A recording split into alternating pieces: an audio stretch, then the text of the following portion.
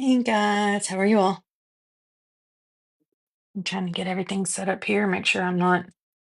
Apparently, I was trying to go to my phone was trying to go to sleep again. So I don't know why it keeps doing that. I don't know if I need to change a setting in it, but I've just been having the hardest time with it staying up and running in the last couple days. It didn't do it for the longest time, and then it just randomly started doing it. So I've got to figure out what is happening. How's everybody doing this morning?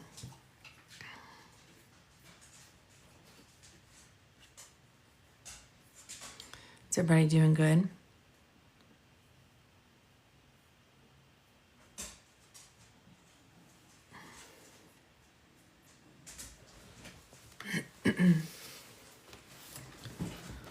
All right. Sorry, my allergies are absolutely killing me this morning. So I am going to try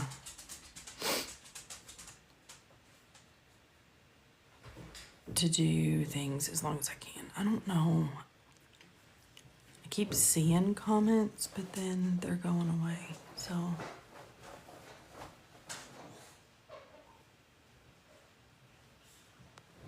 maybe it's not commenting.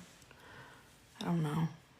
My computer. So what I do is I have it pulled up on my computer so that I can see your comments, because the video is on the camera, obviously, or the phone directly above it.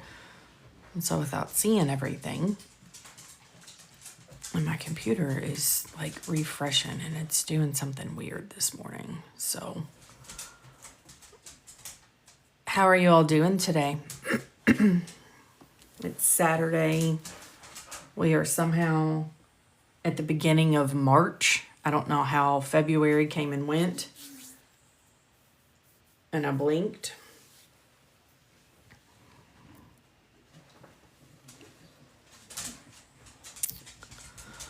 Alrighty. Well, let's go ahead and jump into chapter 7. So I've kind of been jumping around a little bit. I know I haven't really been going in place or anything like that, but let's just do chapter 7 today. So disorders of the eye and the adnexa. So as we've been doing the last couple of times, we'll start out with guidelines. These are true or false questions. And then don't tell me just true or false, but also give me your guideline path if you have your book in front of you. So tell me false, and then the guideline would be IC7, whatever the remainder of it is going to be, because we're in chapter 7. So IC7 is always going to be the beginning portion. Good morning, Nat. How are you?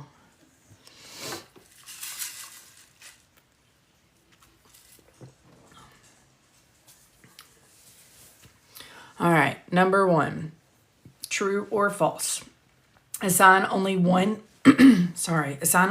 code from category H40, glaucoma, to identify the type of glaucoma, the affected eye, and the glaucoma stage. So true or false. And then if it's false, tell me what is false about it, and then give me your guideline itself. So when we have glaucoma, we should only assign a single code. Chapter 7 guidelines are fairly short. There's really like not even a full column in the ICD-10 manual. So true or false. Sorry guys, I don't mean to be coughing in your ear. I haven't coughed at all morning, and then as soon as I get on here, then it starts to act up. Good morning, April. So assign only one code from category H40, glaucoma. So if we look at our ICD-10-CM guidelines, IC7A1 is telling us assign as many codes from category H40, glaucoma, as needed to identify the type of glaucoma, the affected eye, and the glaucoma stage. So this number 1 is false. We need to assign as many. And then our guideline is IC7A1.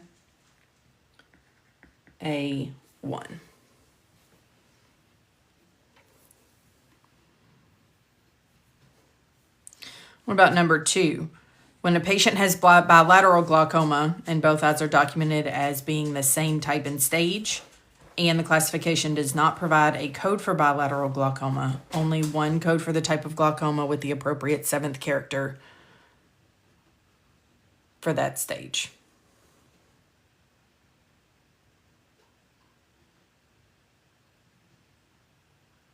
So true or false.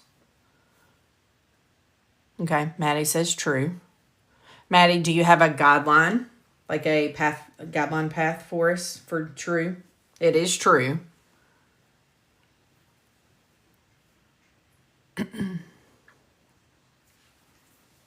So we know it's IC7, right? Because we're in chapter 7.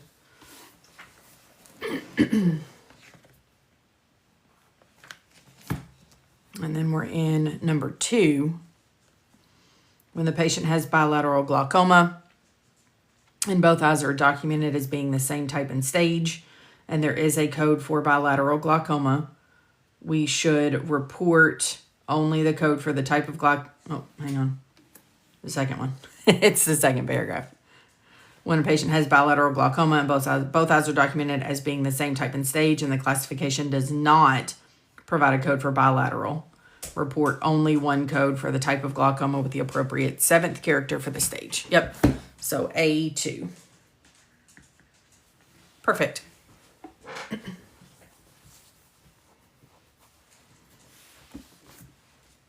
Okay. What about number 3?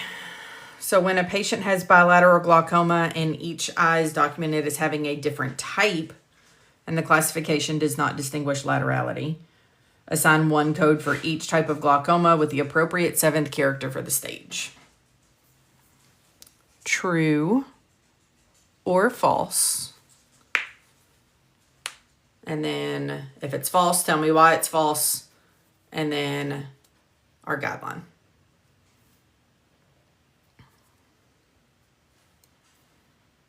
So if we have bilateral glaucoma, each eye is a different type. We don't have a code to distinguish laterality. Should we assign one code for each type of glaucoma or one code total?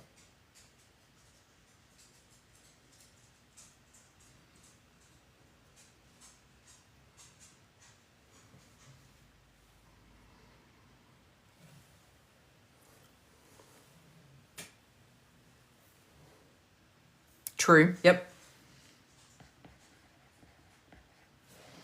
And then it is IC7A3.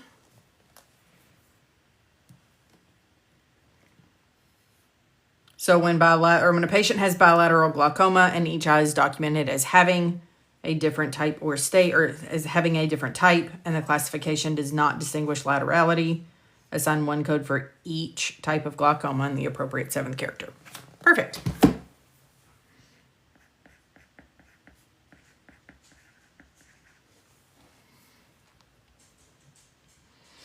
Okay. Question number 4. If a patient is admitted with glaucoma and the stage progresses during the admission, assign the code for this stage of glaucoma documented at the time of the admission. Same thing. True, false, guideline path. If false, tell me what is wrong.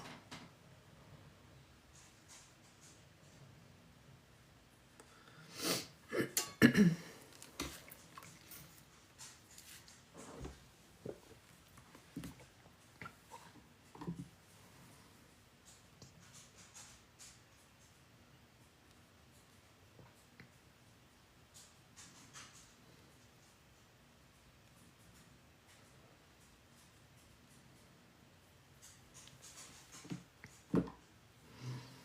me just do something here real quick.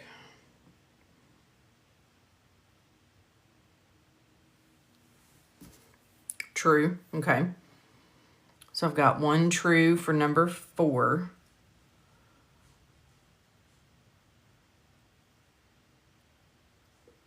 Yep, it is false.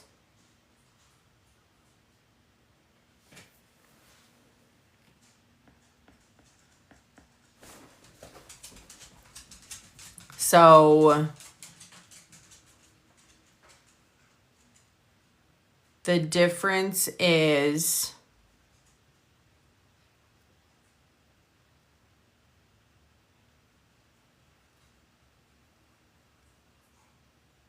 hang on.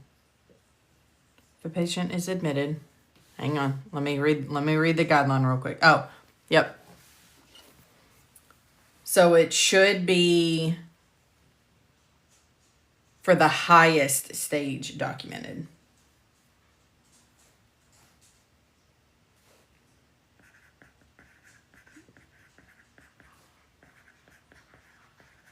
Not the stage at the time of admission.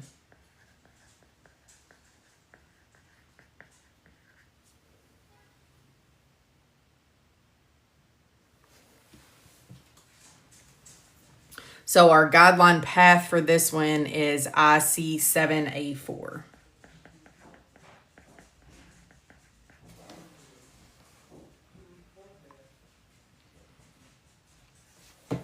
So our guideline tells us if the patient is admitted with glaucoma and the stage progresses during the admission, we should assign the code for the highest stage documented, not what is present at the time.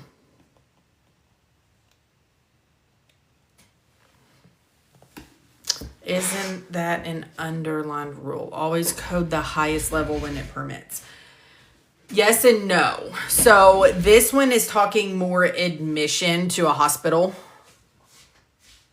So this is going to align a little bit more with facility coding than it will with professional coding. So professional coding, we are going to code what is present during the encounter. Whereas facility coding, because they're admitted with glaucoma, then from a facility standpoint, when the hospital coder codes the claim, they are only going to code for the highest stage that's documented within the entire stay. Whereas our provider, when they come in and do the professional service, we are going to code for what is present the date of that service. Does that make sense, April?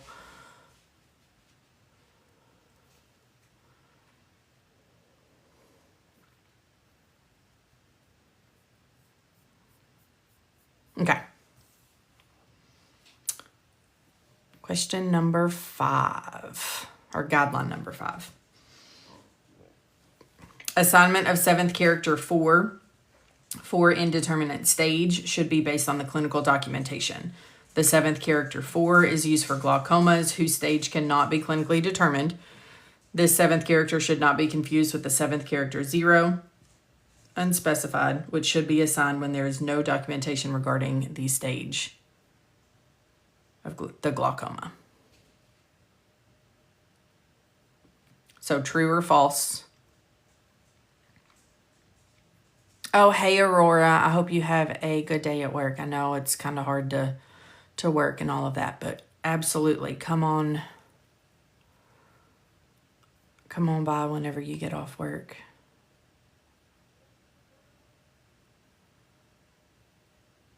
True. Yep.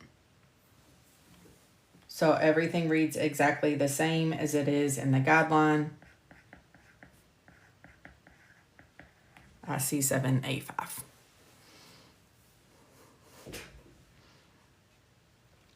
Tara, thanks for the little heart guy. I appreciate it.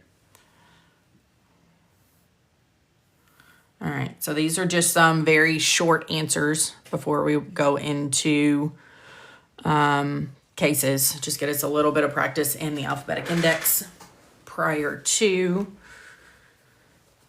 So let's do number 1. So first, let's point out what is our main term. So we're going to do this first one here. What's our main term in acute atopic conjunctivitis?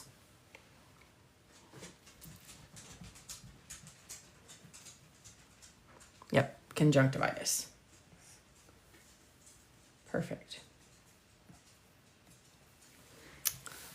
So, alphabetic index. We'll go to conjunctivitis.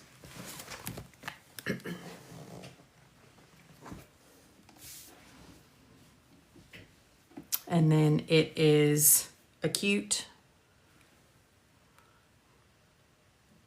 atopic,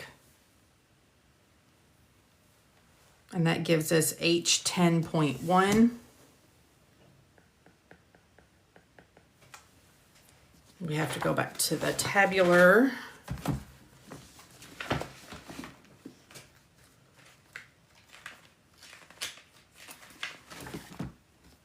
And expand. So H10.1 is acute atopic conjunctivitis. And then we do not have laterality, so it's not telling us left or right, so it should be H10.10.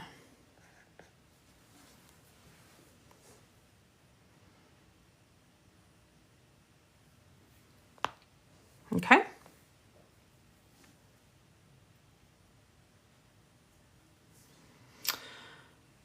Let's do this one here.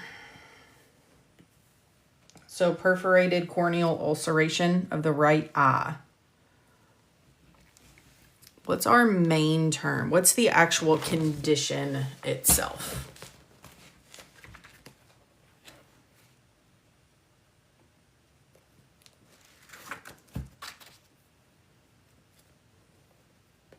Ulceration. Yep. Absolutely.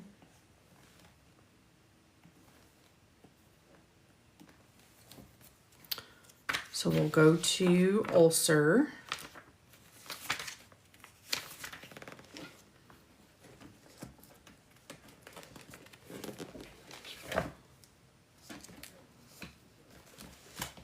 So we're under ulcer. And then I'm going to flip to this side, which is of the eye.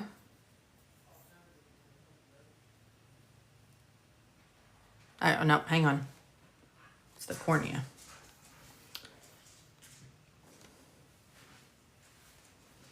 So it's a perforation, I'm sorry, it's a ulceration of the cornea. It is perforated. So that gives us H16.07. Sorry if you hear the dog running around. He's deciding that it is zoomy time. So H16.07.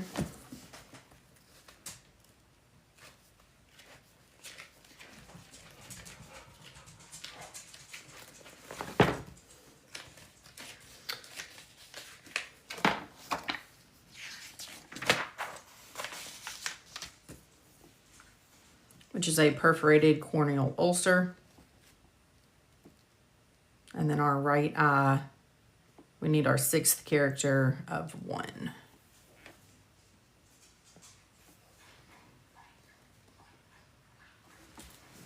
Okay.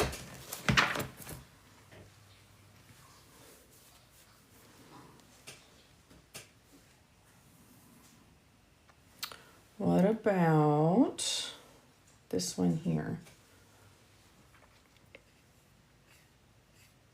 Your bilateral diffuse secondary atrophy of the choroid.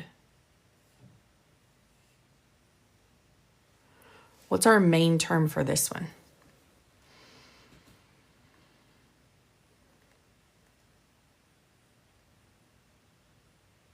Yep, atrophy. Perfect. I know this is the hardest part for some people of figuring out those main terms, so that's why I wanted to go through a couple of these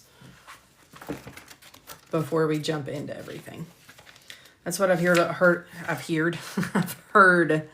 a lot of people say is I can pick out the condition, like I can pick out the diagnosis, but I have a hard time with the index.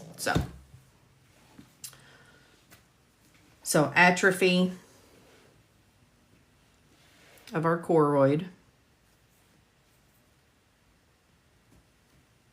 diffuse secondary,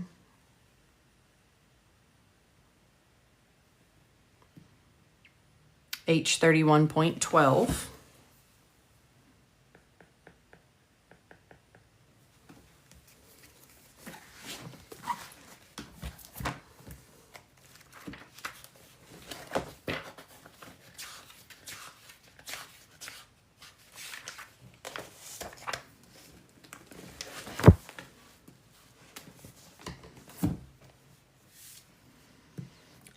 H31.12 is diffuse secondary atrophy of the choroid.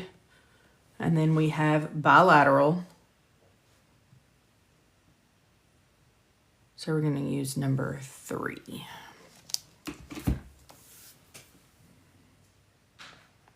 So H31.123.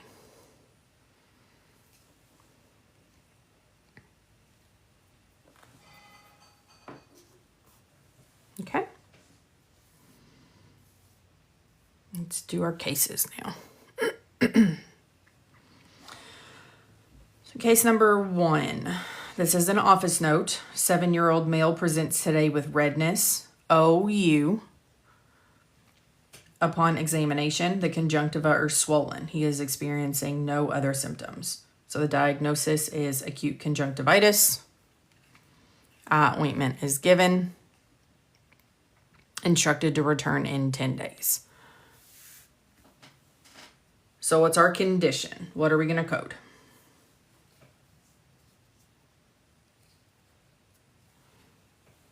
Yeah.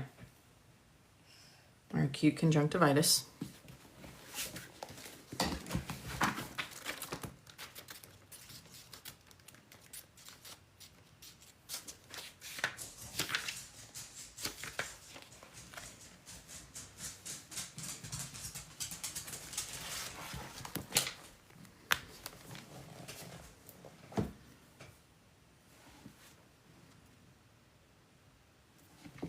So I'm going to move it up here real quick.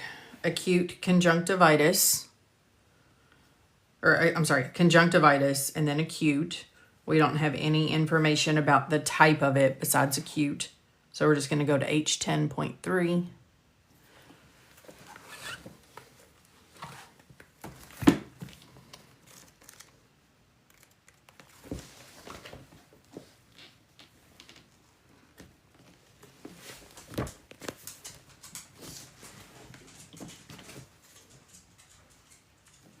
So we have H10.3 is unspecified acute conjunctivitis because we don't have additional information about atopic or anything along those lines. And then what's our laterality for this one?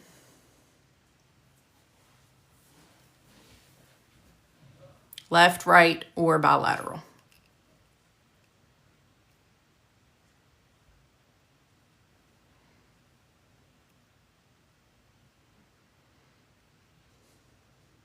Yep, bilateral. So that OU is your bilateral. So H10.33.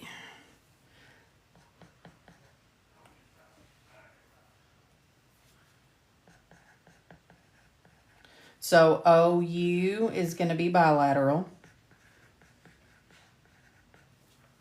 OD, what do we think OD is? Does anybody know what the OD, if they were to have stated OD, is that left or right? Yep. And then what's our left abbreviation?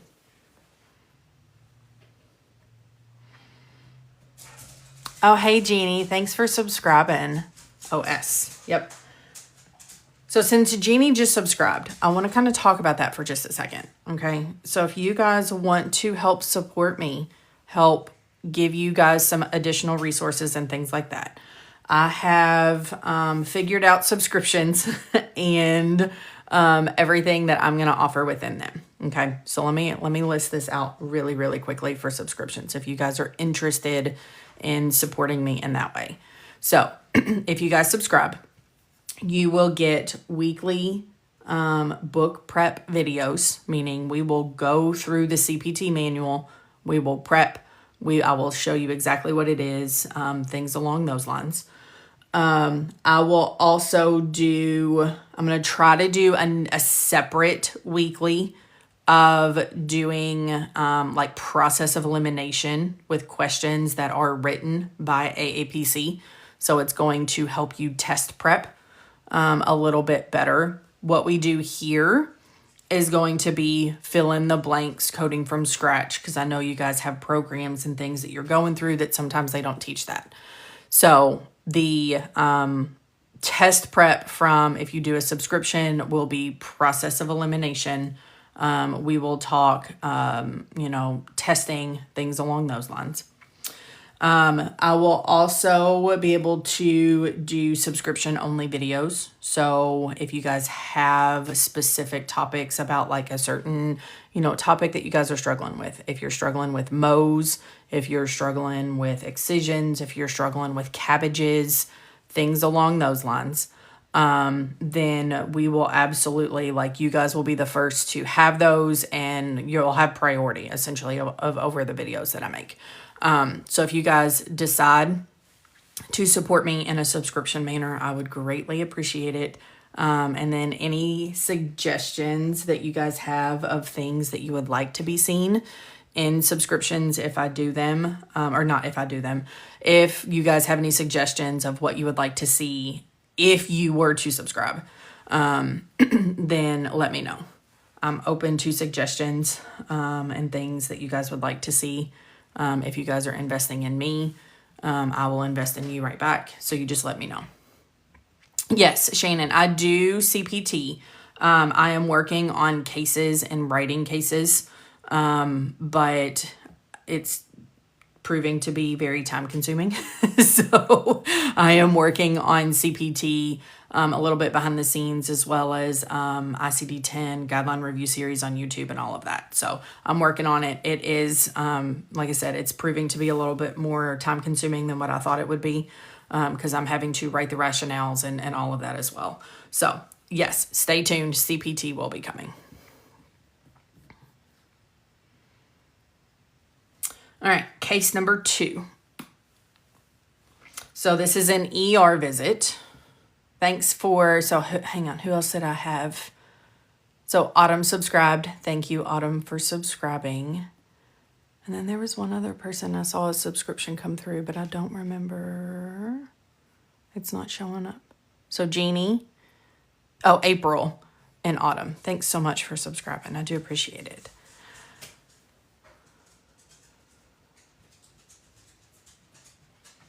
So case number 2, ER visit note. This is a 37-year-old male that presents to the ER with pain in his eye.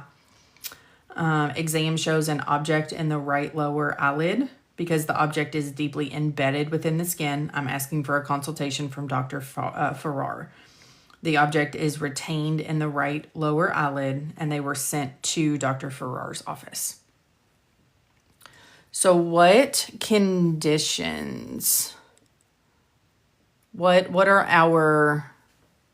our diagnosis?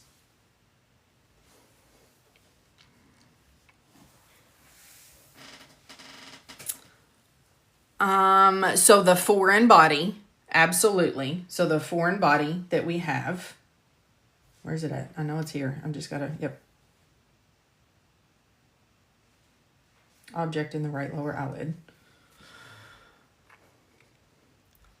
And then if we have an object, then we have to, let's do this. Let's look at the code for the foreign body. And then maybe this will explain the second one a little bit easier versus me trying to explain it. So if we go to foreign body,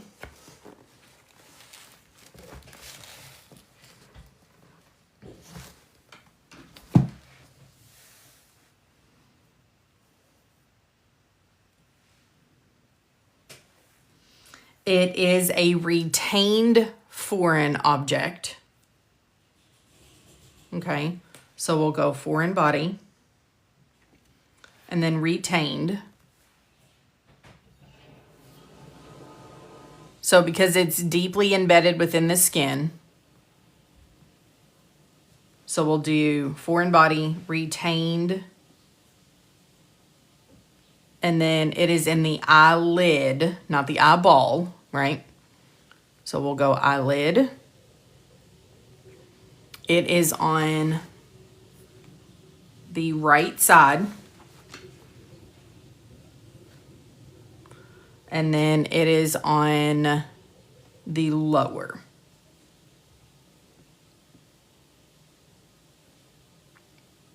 So H02.812.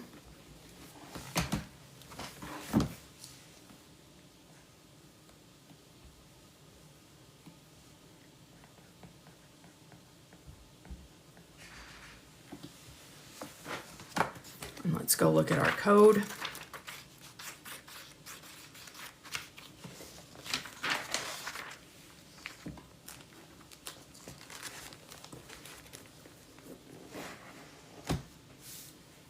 So H02.812 is our retained foreign body and the right lower eyelid.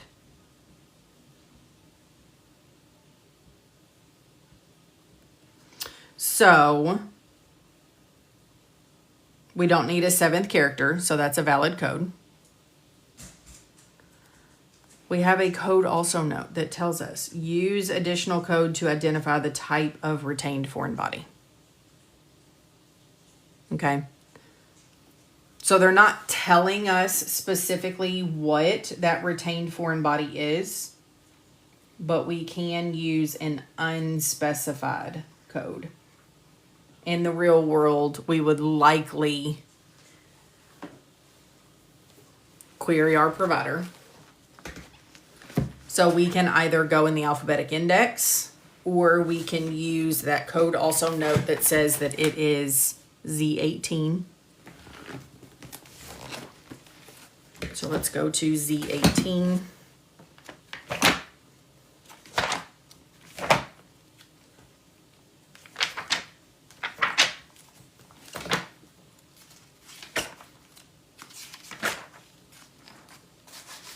It's not a very large category, right? We can see it's fairly small.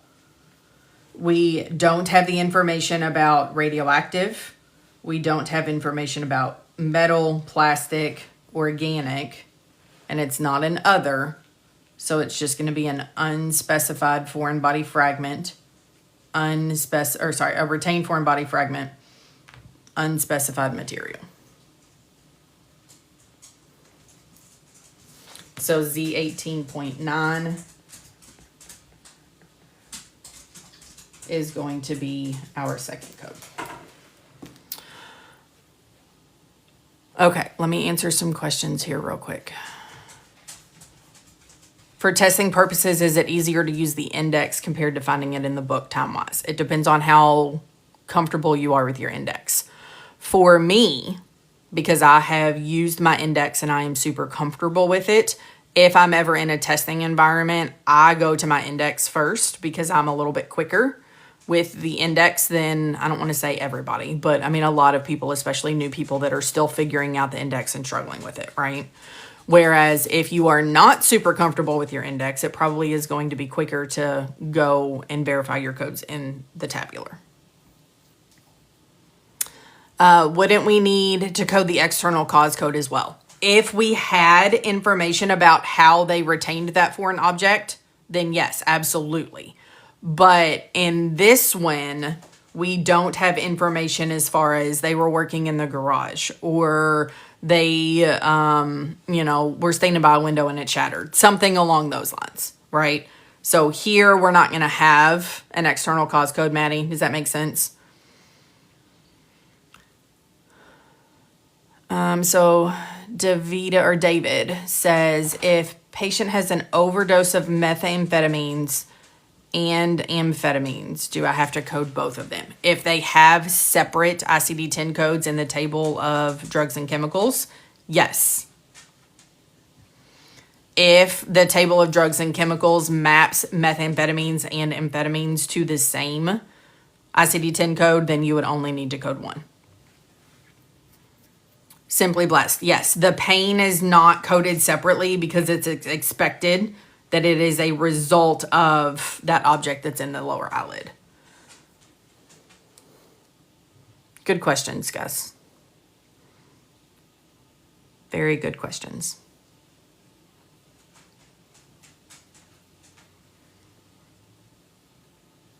Okay. Case number 3. So office visit note. We have a 54-year-old man who works on a dairy farm, and 2 weeks ago he got something in his eye. Exam of the eyes reveals that there are no foreign objects in the eyes at this time. The left eye is red, and there is an abscess of the right upper eyelid. The patient was given antibiotics, drops, and patient education material.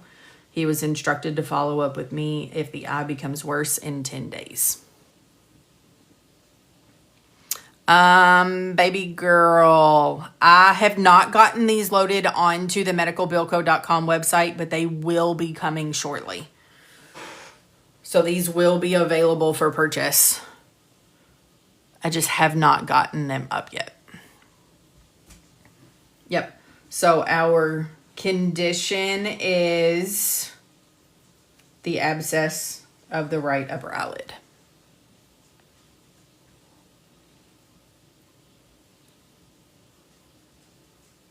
Okay, what's our main term?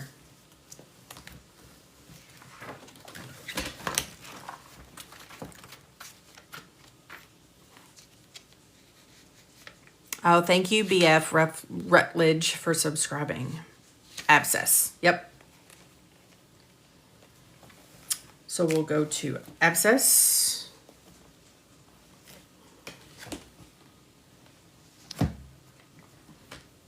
And then eyelid. And that gives us H00.03. Brandy. Okay. I know I always hate just saying usernames, but if I don't know your first name, then okay. I will hopefully remember that it's Brandy. If I don't hold it against me. My poor brain is not the best these days with names. I try to remember everybody. So H00.03.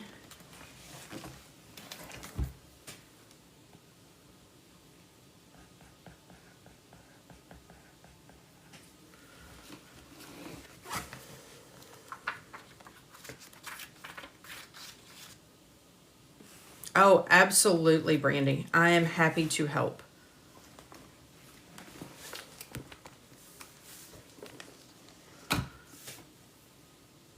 So H00.03 is our abscess of the eyelid. It is on the right upper. So we're going to do 031.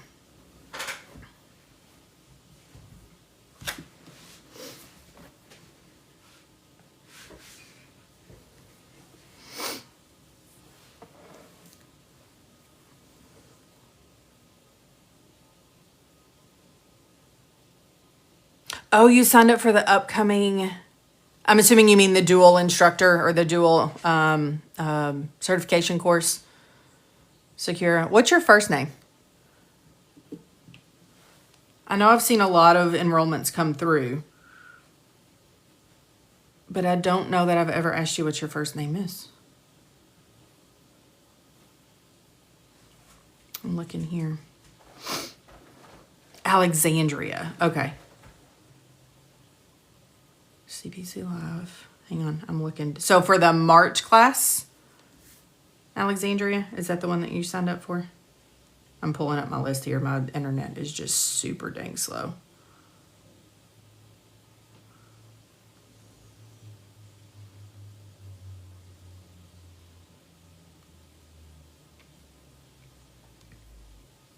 Did you do SweetPay? Okay, so it's going to take a couple days for it to come through.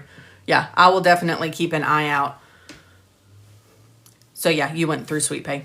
Perfect. Well, hopefully we'll get everything squared away, and we'll get your email and stuff and get all your books and resources ordered for you. So you should be getting those. So just, I'm sure you probably know, because you probably heard 5 business days from whenever your down payment got drafted. And then from there, after 5 business days, Rachel will send you an email. She'll order all of your materials and things along those lines. Ashley, thanks for the subscription. Case number 4. This is an ambulatory surgery discharge note. 74-year-old female patient underwent cataract extraction with intraocular lens replacement in her left eye due to an anterior subcapsular polar senile cataracts. It's a lot. The surgery was uneventful, and she was instructed to follow up in my office in 6 days. Brittany, you just submitted SweetPay. Awesome. Yep, the anterior subcapsular polar senile cataracts in the left eye. Okay, so what's our main term? Where do we want to go in the alphabetic index first?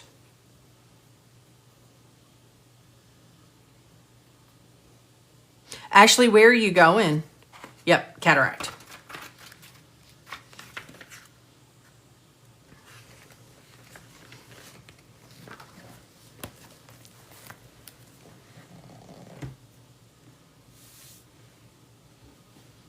Okay, so we've got a cataract. Starts here. Okay, so you're just going to a technical college close to you. Or is it in person or all online?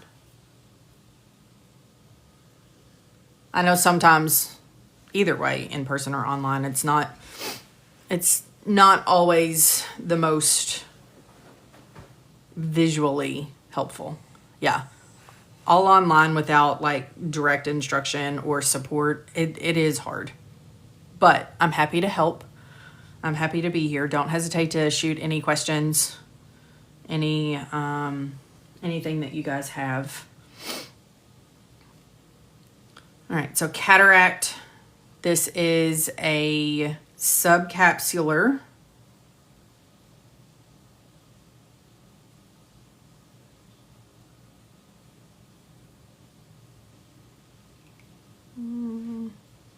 okay, so there's not an option for subcapsular. So let's go to senile. And then there's a subcapsular option.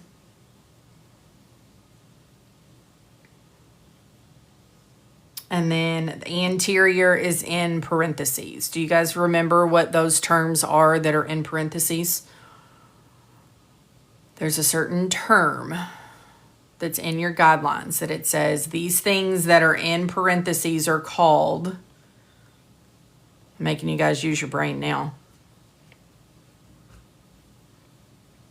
Not necessarily location. I'm not asking what the anterior means. Just any word in general, and it starts with an N. Non-essential modifiers. So are any word, because you see how you have a word here in parentheses, you have a word here in parentheses, you've got these words here. So if it is a non-essential modifier, then that is just meaning that if the provider uses that word, great, fantastic, amazing documentation, we appreciate it, A++. If they don't use it, it's totally fine. We can still use this. So if our provider were to just say that it's a left eye due to subcapsular polar senile cataract, then we could still use it because the anterior is in your parentheses. So it's that non-essential. So if it says posterior, you'll see that there's an indentation that says posterior. So we would want to use our indentation at that point.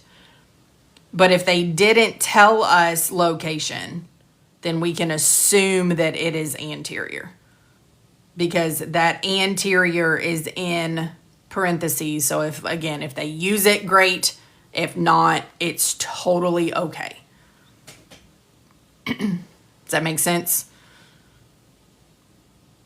So H25.03, I'm just going to write this down so I don't go and mix up numbers like I did yesterday. I felt so bad after I got off yesterday. I was like, I probably confused these poor people the whole live yesterday because I was transposing numbers and reading things wrong. It was a long day yesterday.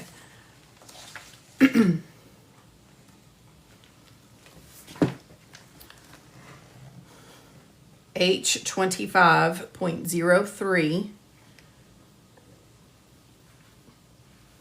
You have your anterior subcapsular polar age-related cataract. Excuse me, I have the hiccups. Any. I don't know. I don't think I said thank you for subscribing. So if I didn't, thank you. If I did, thank you again. Oh, you got all the book prep. Awesome. I'm glad that you like it. So this is on the left eye. So our sixth character is number 2. So H25.032.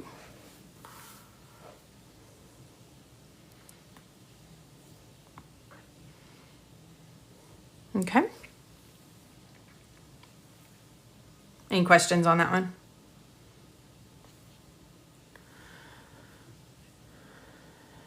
Case number 5. Office note for this one.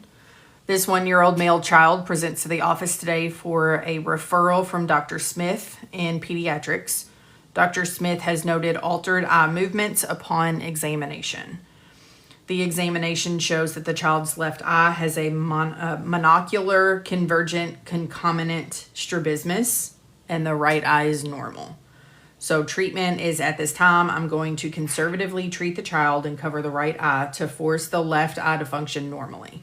If the eye does not respond, I will then discuss with the parents the need for corrective lenses or surgical intervention if more conservative treatment fails. What's our condition? Yes, Jeannie, it was a long week. It's been a long, just couple months, to be totally honest. Yep, our strabismus. So that's our main term. The whole thing that we're going to end up having to look up is all of this. But yes, main term is strabismus.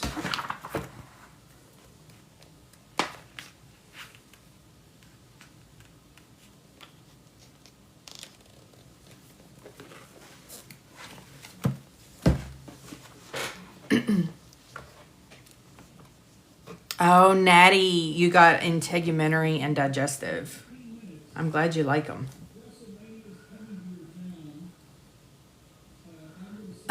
Key, it just depends as far as the main term. Sometimes, so the easiest way to think about your main term is what is actually wrong. Not where is it, not descriptor words, things along those lines.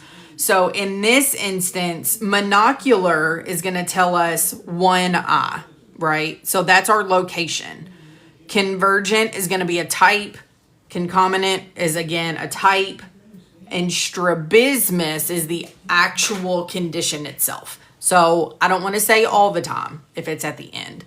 So the easiest way for some people to think about it is, does everybody have one? Or is it a descriptor, meaning eye? Everybody's got eyes, right? So that's not going to be our main term. That's our location. Monocular convergent concomitant is going to be our descriptor words or the types or the duration, something along those lines. But the strabismus is the actual condition. And then the I is the location and everything else is the type. Does that make sense?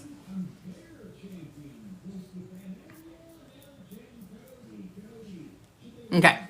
So strabismus, it is convergent concomitant.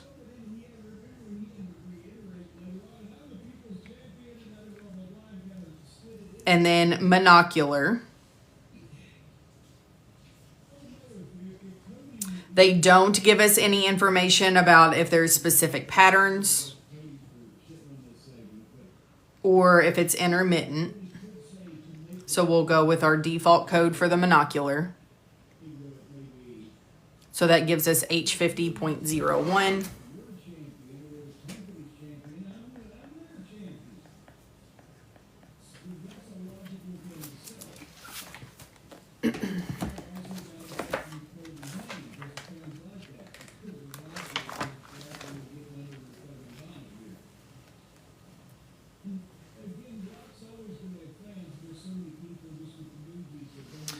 So H50.01 is monocular estropia. Okay, so our brains might go, that word doesn't sound familiar. But if we look up in our subcategory H50.0, our inclusion notes say convergent concomitant strabismus.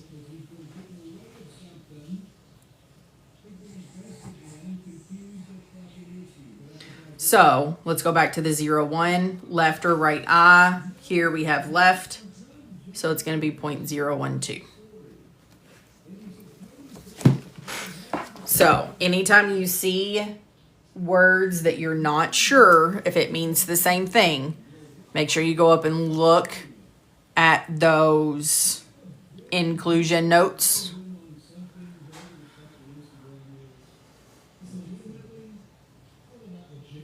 And that will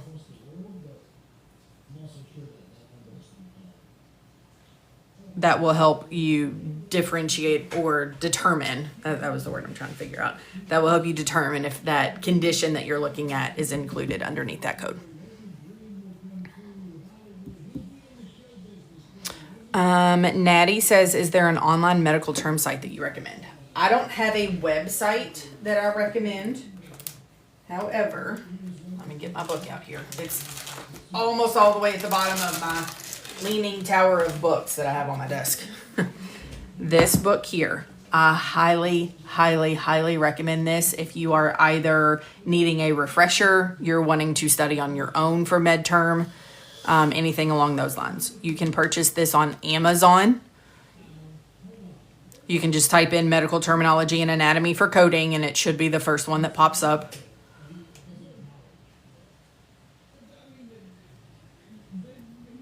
This is the 5th edition. It just came out like a couple weeks ago. You can get the older edition, the 4th edition. It's just MedTerm and anatomy hasn't changed. It's just a matter of maybe they've updated the anatomic illustrations. They might have added sections that weren't in there before, things along those lines. So this book, I highly, highly, highly recommend this book. I taught from this book whenever I taught at the college level years and years ago. And this book, hands down, was the best book I've ever used. I've used multiple books, but this is my favorite book. So Luna said, can you show me all the books that you'll need for the coding exam? Which coding exam are you wanting to do, Luna? So that way I can make sure I tell you the right books. Any tips on identifying the main term? Think about what is the condition, not where is it, not descriptor words, does everybody have it type thing.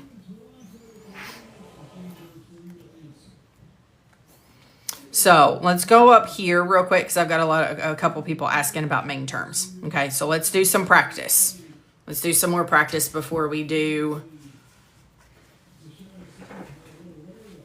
before we do some more cases. So let's do this one here. Alternating extropia with A pattern. What is the condition? We have a couple descriptor words in here.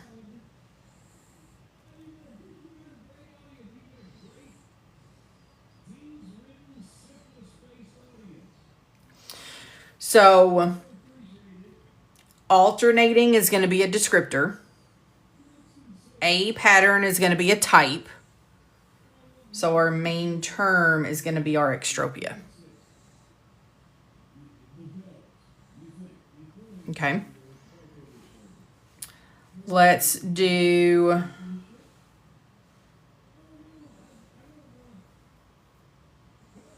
this one. Left eye degeneration of the chamber angle.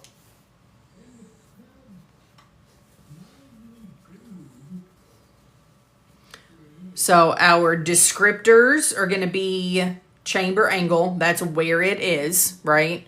And then left eye is going to be our location as well. So degeneration is going to be our main term.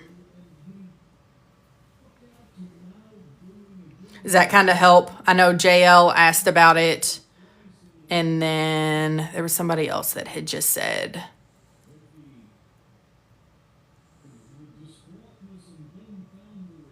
Main terms.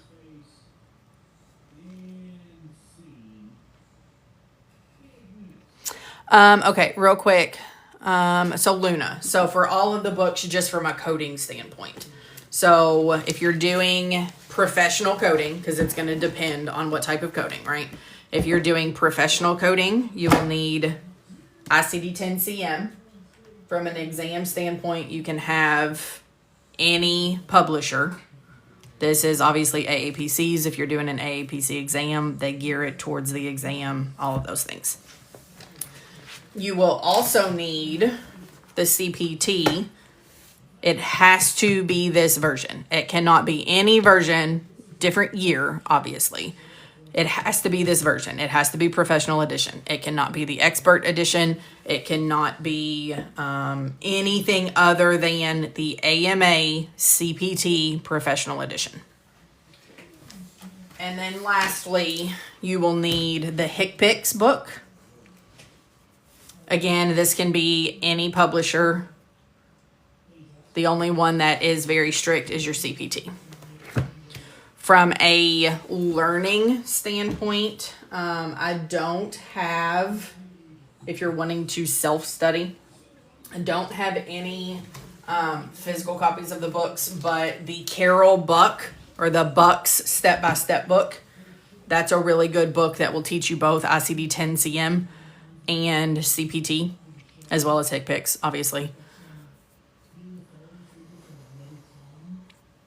Golden Glow. If you're talking about the MedTerm book, I believe they did include a pathology section.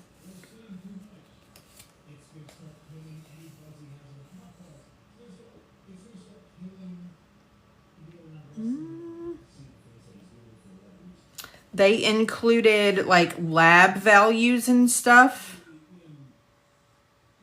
but I don't see a chapter specific to pathology.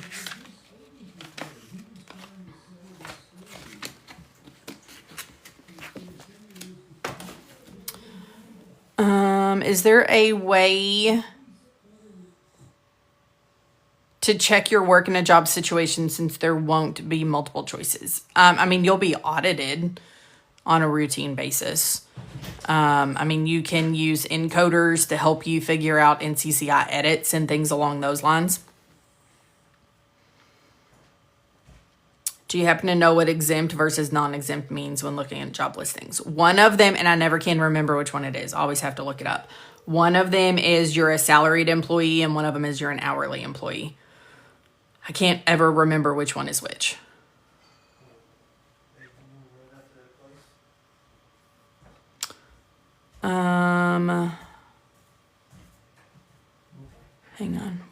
Hang on, I lost my place in So Teresa, do I work codes on all medical fields? Do you just mean like in general? Yeah, we do go over cases for different specialties and things like that. I was just choosing the eyes and ears, or the eyes today.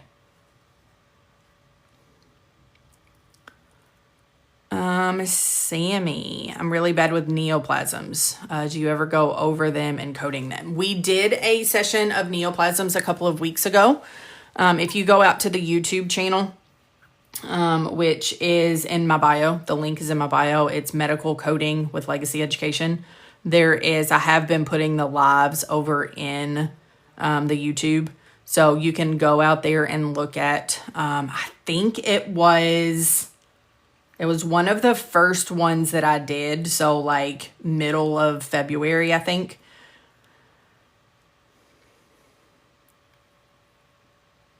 The HCPCS book is for what? You took a course and you don't remember ever studying anything over it. HCPCS is going to be supplies, like your DME, your crutches, your wheelchairs, the drugs that are administered, ambulance services, or even some services that your provider can do that are not covered in CPT.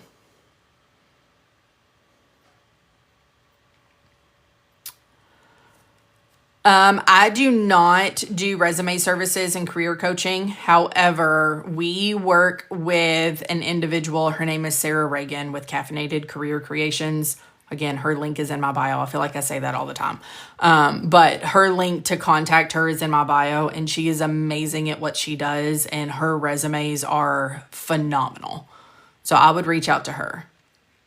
Teresa, you don't need a degree to go into this field. You just have to have a certification. How do you determine if a CPT or HCPCS is used? So if you're doing a procedure or a service, then typically it's going to be CPT, unless you have like Medicare for like a screening. Then they're gonna prefer a G code from a HCPCS. Versus like if you are coding for supplies, you're coding for an ambulance service, any drugs that are administered, things like that. That's going to be your HCPCS. Luna, if you're talking about signing with Legacy and doing Sweet Pay, then yes, Legacy will send you all of the books that you need.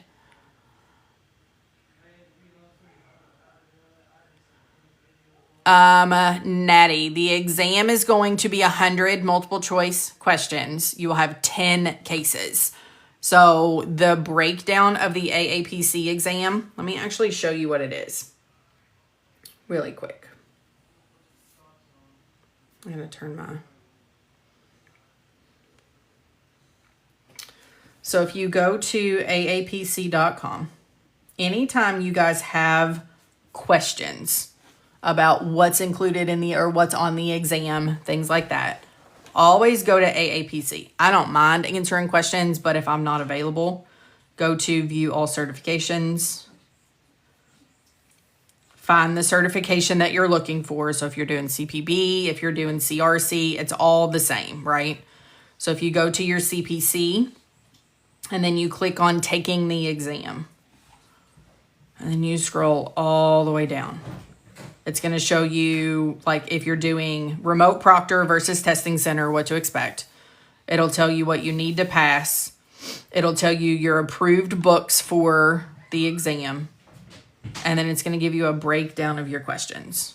So you're going to have 100 questions, multiple choice.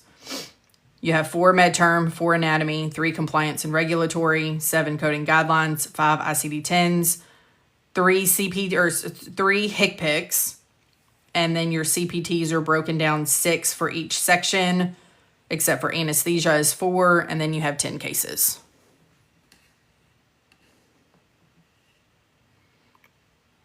Non-exempt is hourly. Thanks, Tara. I never can remember which one is which. I always have to Google it.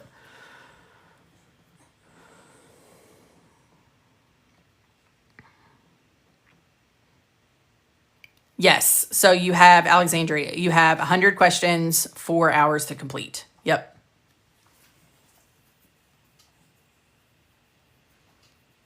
Oh, I'm glad I've given you confidence to go in. Is this for only CPC? For this breakdown of the questions, yes. If you're doing the CPB, then you can do the same thing. You can click on the CPB page, go to taking the exam, and then you'll see your approved books. And then the CPB is actually 135 questions over 4 hours. And then this will give you your breakdown. Same thing if you're doing the CRC for risk adjustment. Come over to taking the exam, scroll down, and it tells you your breakdown.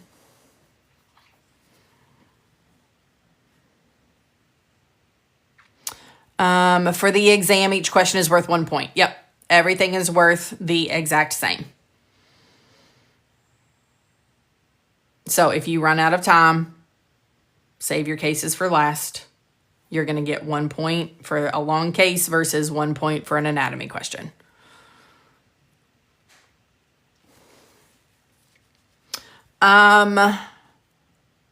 Teresa, the front of which book?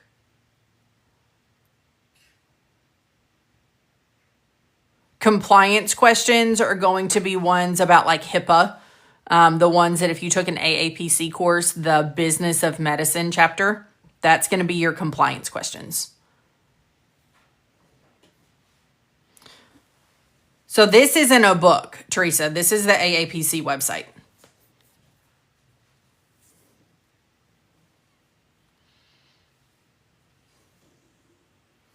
JL, you're having a hard time with modifiers. We do have a video out there on modifiers on the our YouTube channel, which is Medical Coding with Legacy Education. So if you go out to the link in my bio, the link tree, there's a link for the YouTube channel out there.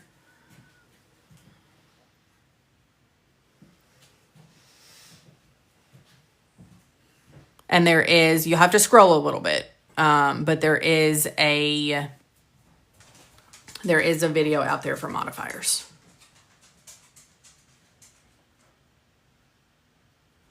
So let me show you guys what it looks like.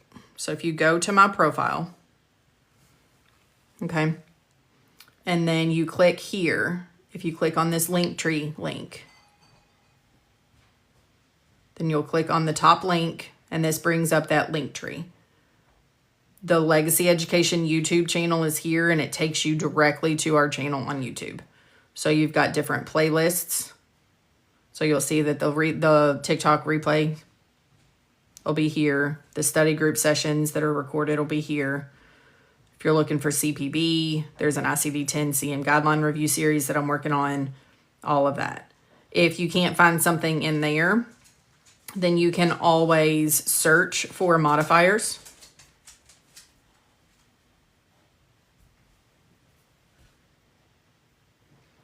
And then there is a modifier review. There's a CPT modifier. So there's different sections that have modifiers for sure. Hey, Kimmy. I took LPN pharmacology class, which was accepted for coding. Do you have a video for coding pharmacology? I don't have anything out there for pharmacology right now. I have it on my list of things to get done. But I don't have anything specific out there at the moment. It should. I mean, it's pretty much the same. So, I mean, if you've already done pharmacology and you have that knowledge, then you should be good. The other website is medicalbillcode.com, if that's what you're talking about.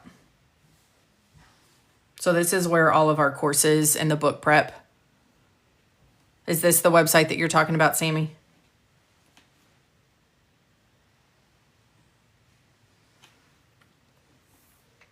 Where it's got all of the courses and the book prep and the questions and practice exams and all of that. There's also, on this website, there's a resources page. where there's a bunch of free resources. So anything that's on this page. Do you need to memorize modifiers for the exam? No. So you're going to be able to take your coding manual into the exam with you. And your modifiers are all on the inside of the CPT manual. They are also in Appendix A with definitions and examples.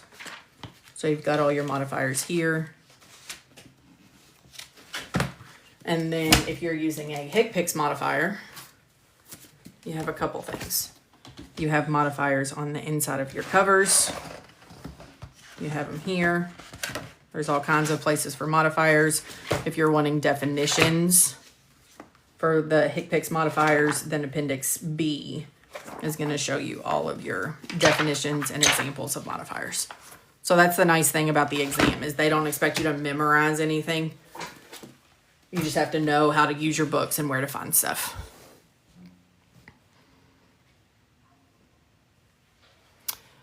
Can we purchase the books? You can purchase the coding manuals. So if you go to the medical coding courses and then you go to the study materials section, then you can purchase the current year books. The ICD-10-CM, the CPT, and the HCPCS.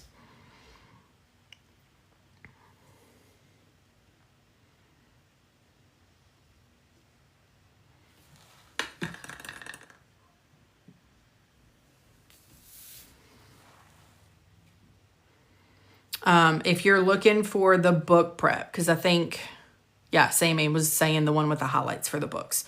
If you're looking for book prep so that you can prep your CPT manual the way that I prep mine and our students, then you can come out here.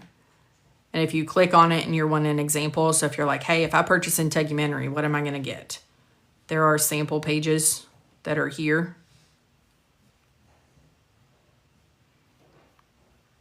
For each section.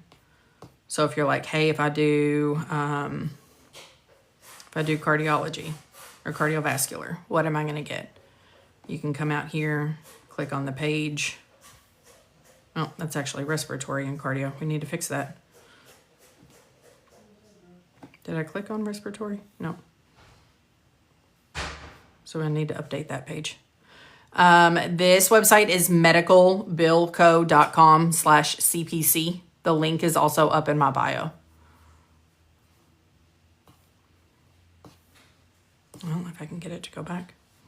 Now, if you want to purchase everything for the entire manual, you can get the all files, and it includes all of your sections. So just keep that in mind. It is a little bit cheaper instead of purchasing each one of them individually. And then you can still use that TRCC code to get 10% off.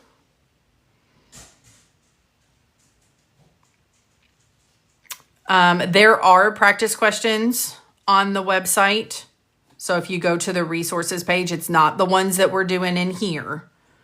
But there are questions that I go over with my Wednesday night study group. And then you have multiple choice. You have the exact same questions as coding from scratch or fill in the blanks. And then you have your answer key.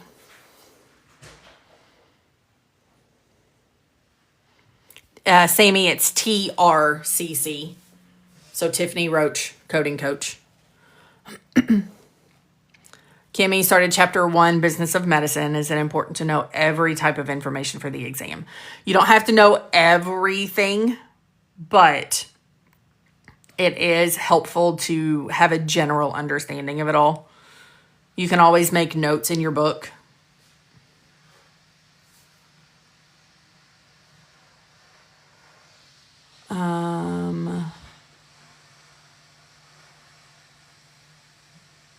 Yeah. Prepping your CPT, there are modifier 51 exempt codes with that little circle with the line through it. I always call it the Ghostbuster sign. But yeah. Do I have any intro classes available? I don't. I have an intro to coding on our YouTube channel. So if you go out to YouTube, if you go to the YouTube channel, so the link in my bio, and you just go to intro, there is an introduction to medical coding video out there. It's a little less than an hour and a half. But it does give a little bit of an intro of each one of the code sets, a little bit into the field, all of that kind of stuff.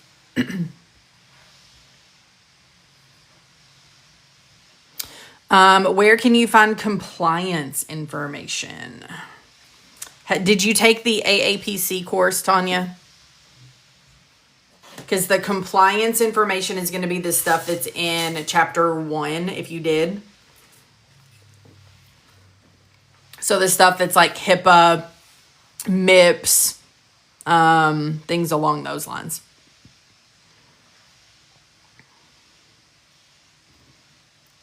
If you're scheduled in May. Okay, so yeah.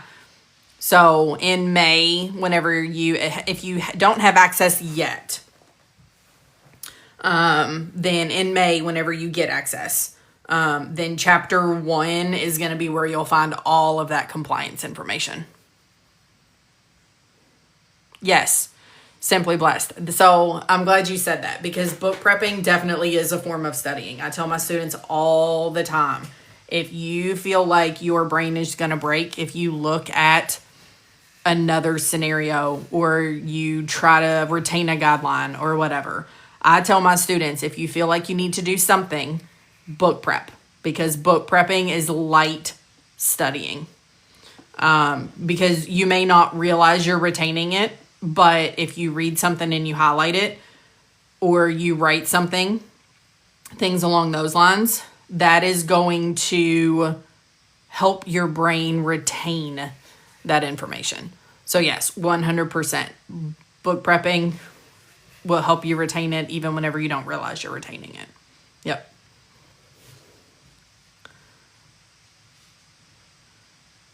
Yeah, you definitely do start to notice the small. Remind me, Simply, were you the one who said that you did book prep, that you purchased all of my book prep? I don't remember who it was that said that. I remember reading that comment up here.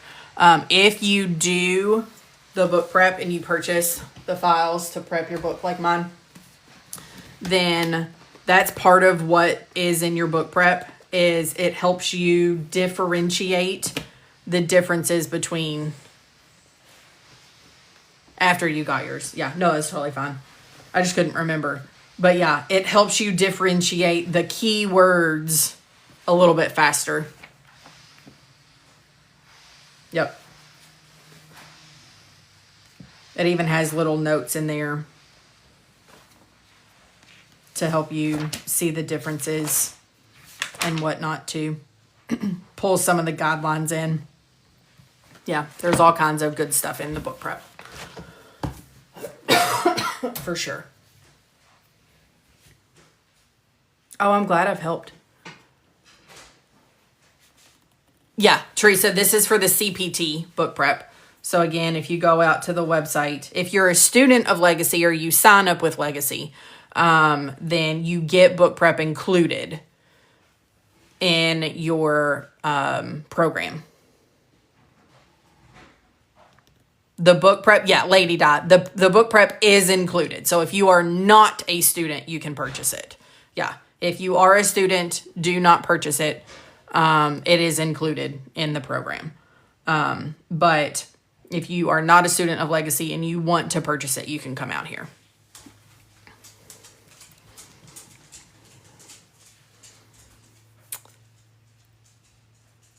Teresa, are you studying somewhere already? Remind me. I've answered a whole lot of questions, and then there's been a whole lot of people saying that they're in other programs. Are you working with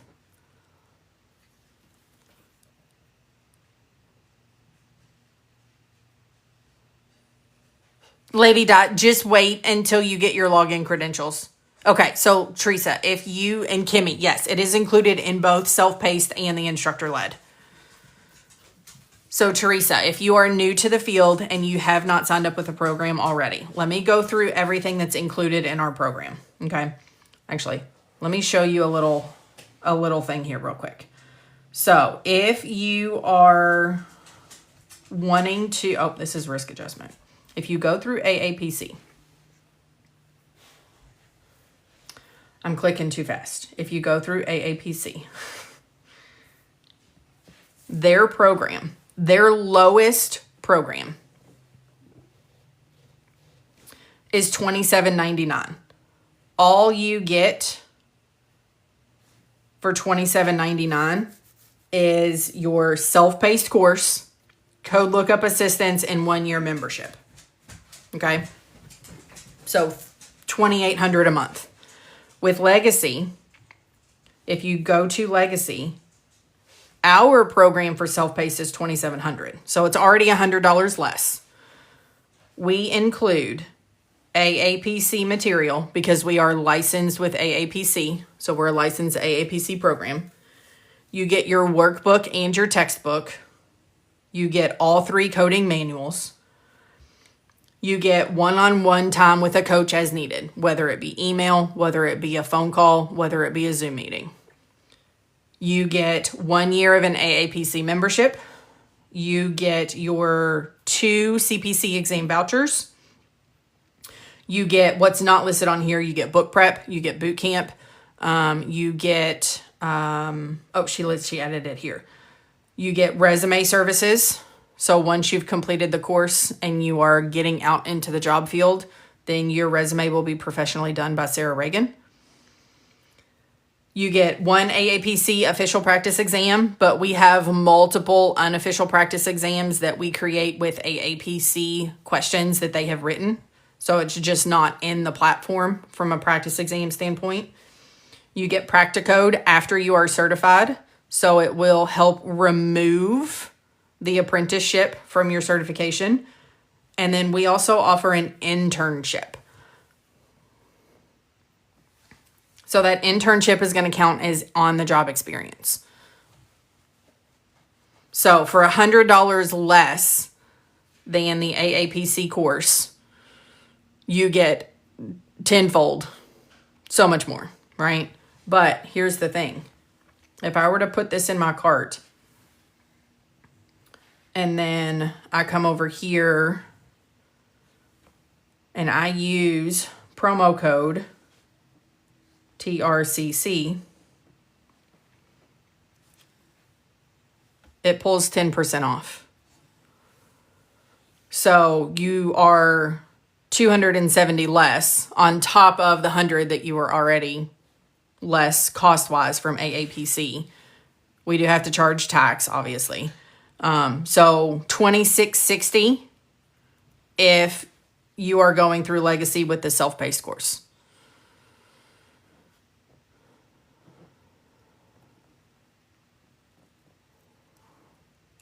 Book prep is just for CPT. I do have ICD-10 guidelines that I have prepped. Again, if you're a student of Legacy, then it's included.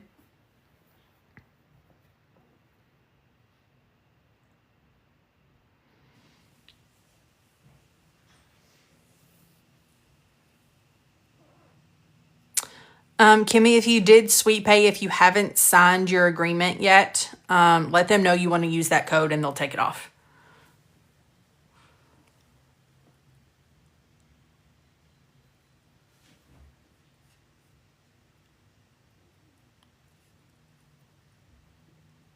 Let me make sure. I haven't missed anything else.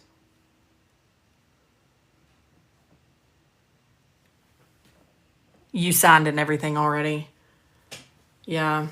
I don't know if they can go back and amend it once it's been signed. Teresa, so approximately how long does it take? It depends. If you do self-study, you can do it at your own pace. So our average students, or our average completion time for students is 4 to 5 months.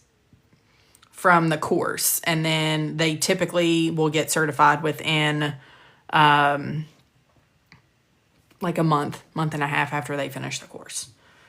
But if you do the instructor-led, again, you still have that 1 year of access to the course. You can complete the assignments at your own pace, but you have 12 weeks of instructor-led sessions. It is a lot. Yeah, it is absolutely a lot to learn, for sure. Learning it and absorbing it, your brain is going to be in information overload all the time.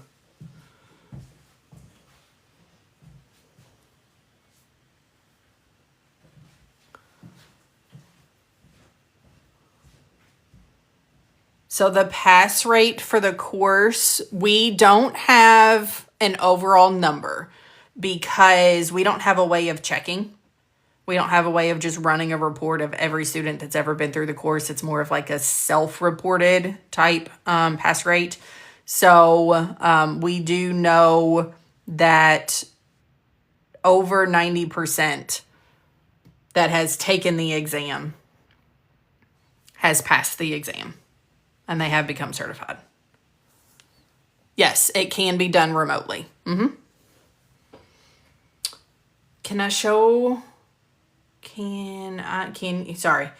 you show them an example of the do not report guideline in CPT? Oh, let me see if I can find one real quick. Or you mean in the do not report, like parenthetical note, or a guideline that has something that says do not report? So your parenthetical note, if it's a do not report, is going to be here. Let me see if I can find a guideline. I know there's some in cardio. I just got to figure out where it is. Let me try to find it real quick.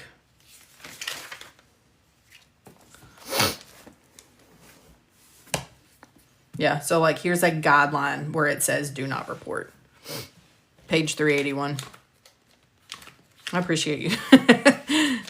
You already had one. Yeah, so yeah, your parentheticals. You already had one lined up for me. Jeannie, you start your job in a week. That's exciting. Are you excited? Are you ready? Are you nervous? Are you all the feelings and all the things?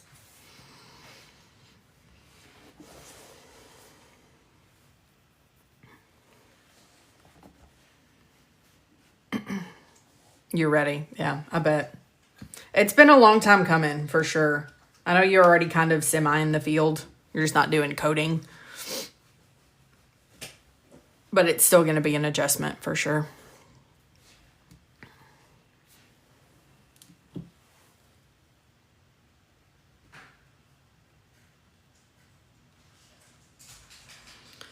All right. Y'all have any questions? Ready for a change? Yeah, I bet.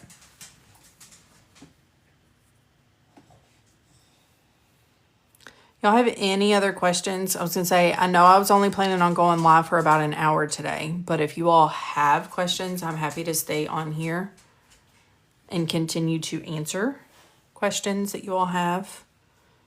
Bougie, you just got your book on Thursday. Yeah, it's a lot. It is a ton. For sure, 100%. Just take it chapter by chapter.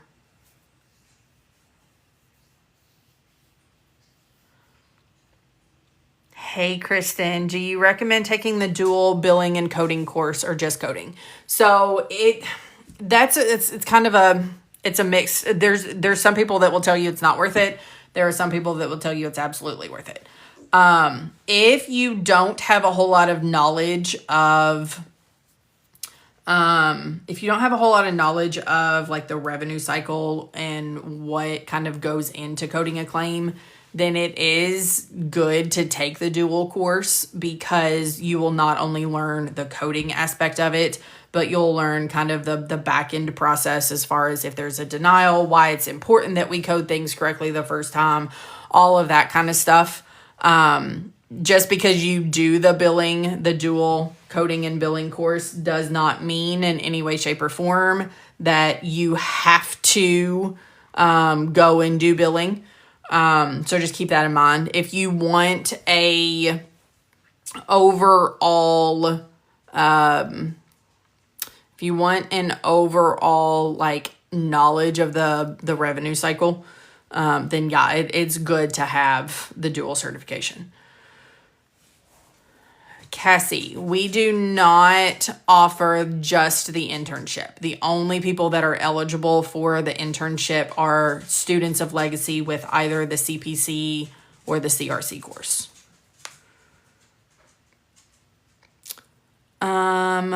Lady Di, your pricing was different from SweetPay. Did you do the instructor-led or self-paced? Remind me.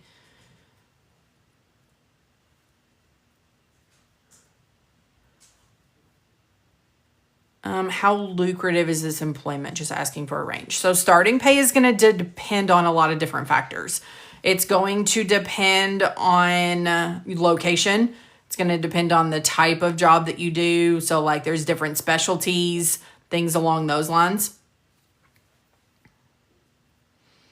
So I can't really give a specific, like number as far as like starting range, because it's all going to depend on a multitude of factors. We do not finance through Affirm. We finance through SweetPay. So it does not affect your credit score, anything along those lines. So yours was $2,400. Was it, when did you sign up? I mean, if it's lower, then I wouldn't complain.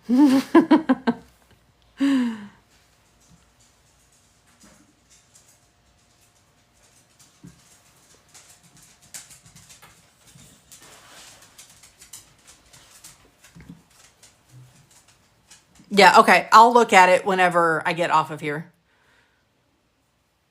It should be. I mean, I don't see why it's not. If that's what they quoted you, then don't bring it up.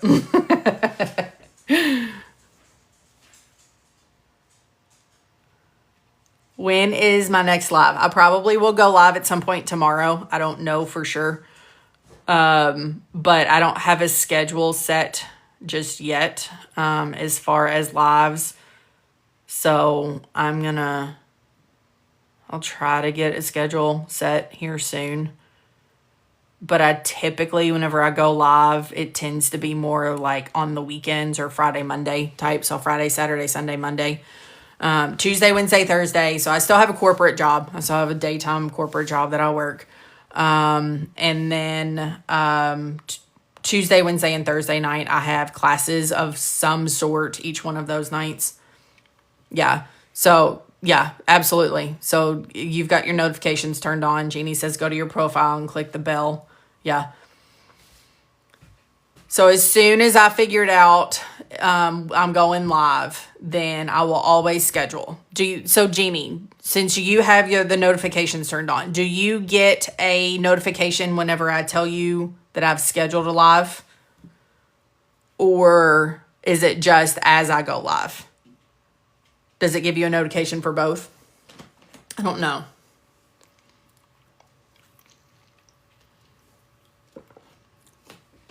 You get notified. Okay, as soon as I go live. Yeah. So that at least helps. Yeah. Perfect.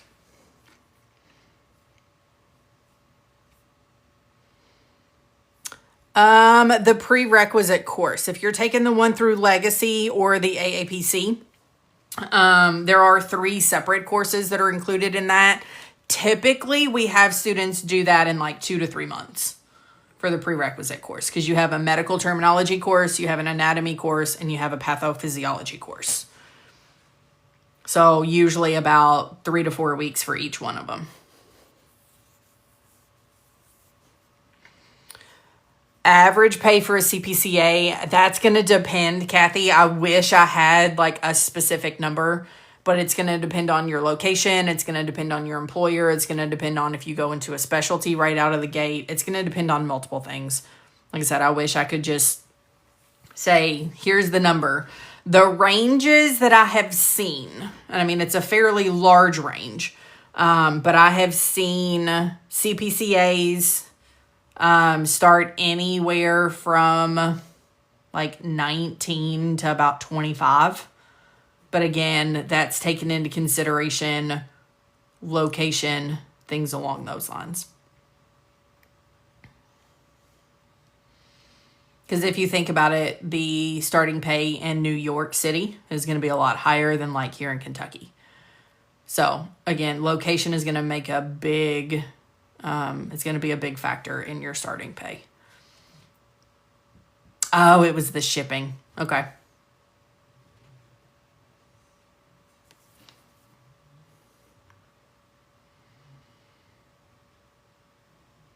Yeah, hourly. Typically, and I'm not saying every single, but typically, your starting salary or your starting wages are going to be hourly. I don't know that I've seen very many people that have started out and made salary directly out of the gate. That's something that you typically work up to. Okay, you plan on taking the prerequisite in a couple of months. Yeah, let me know if you have any questions on it. Jeannie, so the hospital system that you work for, starting is $24.80, mid is $31, and max is $38. That's awesome. Where are you at, Jeannie? Remind me, what state are you in?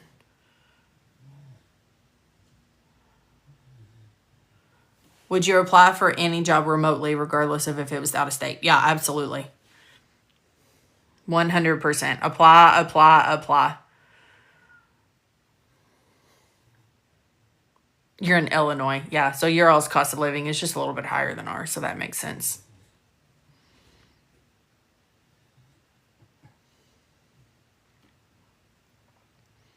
Whereas like my hospital system here, I know when I was starting out, I mean, granted, this has been a long time ago. When I was starting out, I know our hospital system was like 16, 17 an hour to start out. But again, like I said, that's been 18 years ago. So it's going to have come up since then, but it's not going to have come up like $8 or $9 an hour for sure. So yeah, location is going to be one of your big things for sure.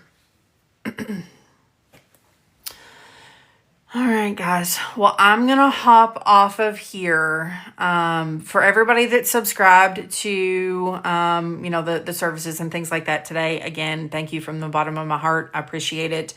And then I will start to get schedules put into place for subscriber only lives, things along those lines. So you guys should have in there, I think there's a poll in there as far as like what days will work best for you guys that subscribed.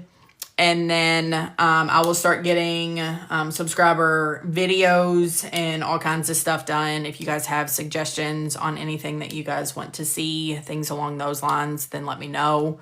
But if you all have any questions, just in general, don't hesitate to shoot me a message. I'm happy to answer questions.